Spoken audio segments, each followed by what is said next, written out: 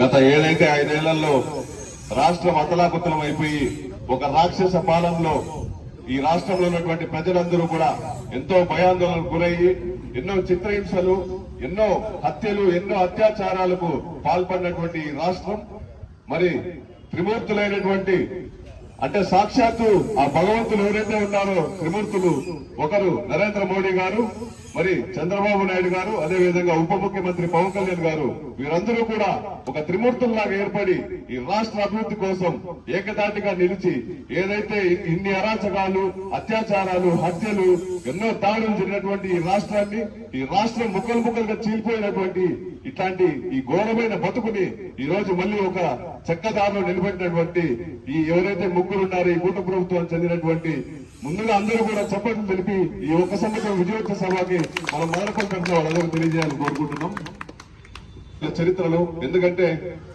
ఎన్నో సుదీర్ఘమైనటువంటి రాజకీయ అనుభవంతో ఎన్నో లోటుపాట్లు, ఒడిదొడుకులు అన్నిటికీ కూడా ఎదుర్కొని వాళ్ళ జీవితంలో ఎప్పుడూ చూడని ఒక రాక్షస పాలన వాళ్ళు చూశారంటే నిజంగా వాళ్ళు చేసుకున్నటువంటి ఏ కాలంలో చేసుకున్న దౌర్భాగ్యంగా మనకు తెలియదు. కానీ అంత రాక్షస పాలన నాకు తెలిసినటువంటి ఇక్కడ ఉన్నటువంటి సీనియర్లు అందరూ ఈ పెద్దలు ఉన్నారు ఎవరైతే వేదిక మీద, వాళ్ళ జీవితంలో ఎప్పుడూ కూడా అటువంటి పాలన చూడలేదు.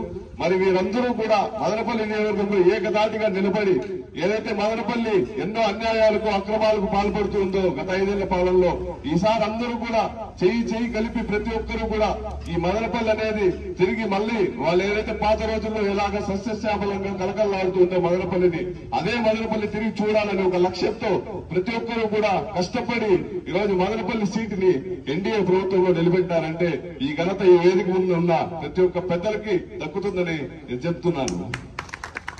అదేవిధంగా మనం చూసాం ఈ ప్రభుత్వం ఏర్పాటైన ఏడాది పాలనలో ముఖ్యంగా ప్రజలందరూ కావాల్సింది కూడు, గూడు, విద్య, వైద్యం. ఈ 4 ఏ ప్రభుత్వం ఏర్పడినా కూడా ఈ 4 చేస్తే రాష్ట్రం అనేది సస్యశ్యామలంగా, సంతోషంగా, సుఖ సంతోషాలతో ఉంటుంది.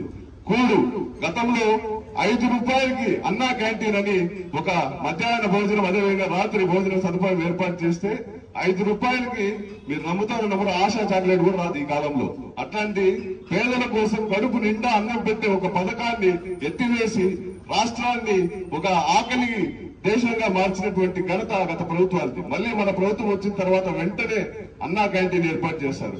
గూడు, ఏదైతే ఇండ్లు ఉన్నాయో పేదలకు అందరికీ ఇల్లు చెందాలని ఆనాడు విశ్వవిఖ్యాత నటసార్వభౌమ స్వర్గీయ నందమూరి తారక రామారావు గారు ప్రతి ఒక్కరికి కూడా ఒక కాలనీ ఏర్పాటు చేసి ఒక గూడు సదుపాయం ఏర్పాటు చేస్తే దాన్ని మళ్ళా వీళ్ళు తప్పుదారిన పట్టించి ఇల్లు అనేది లేకుండా పేదలకి ఎన్నో అన్యాయాలకు పాల్పడ్డారు.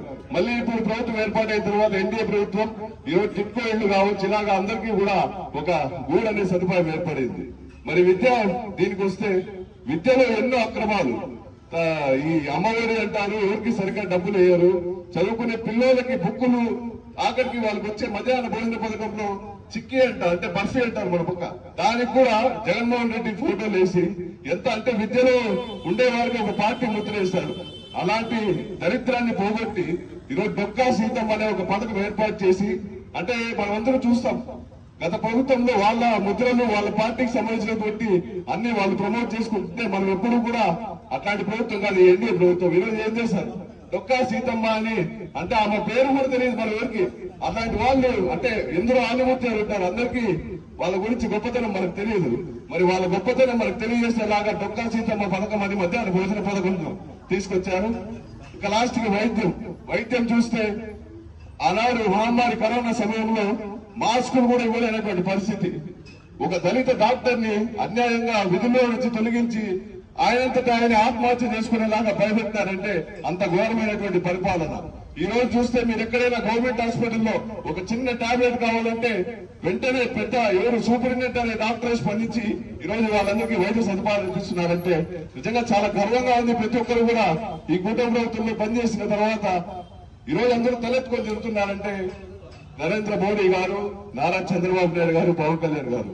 మరి ఇట్లాగే ఇది మొదటి అంటే ఈ తరంలో ఈ విడత ఎలక్షన్ లో 1వ విజయోత్సవ సభ ఇలాగే ఇంకొక 50 సంవత్సరాలు ఎన్డీఏ ప్రభుత్వం ఉంటే 2047 నాటికి మన రాష్ట్రం అదే విధంగా మన దేశం అనేది ఎక్కడికో వెళ్ళిపోయి ప్రతి ఒక్క దేశం ఆంధ్ర రాష్ట్రాన్ని అదే విధంగా భారతదేశాన్ని తిరిగి చూసేలాగా ఈ ఎన్డీఏ ప్రభుత్వం పాలిస్తుందని మరొకసారి తెలియజేసుకుంటూ